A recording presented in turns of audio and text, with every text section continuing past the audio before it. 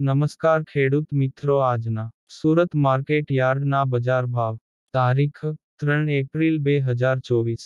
પાકનું નામ નીચો ભાવ ઊંચો ભાવ બટેટા 160 500, ડુંગળી 140 440, ટામેટા 80 300, રીંગણાં 120 400, કોબીજ 180 460, ફુલાવર 200 700, ભીંડો 400 1000, ગુવાર 500 1400, ચોળી 800 1600, દૂધી 200 600, કારેલાં 500 1000, સરગવો 200 600, કાકડી 120 400, મરચા 500 1100, આદુ 1600 2000, લીંબુ 600 1800, કેરી કાચી 600 1300, લસણ 1000 3300, મકાઈ 180 320, મગફળી 1000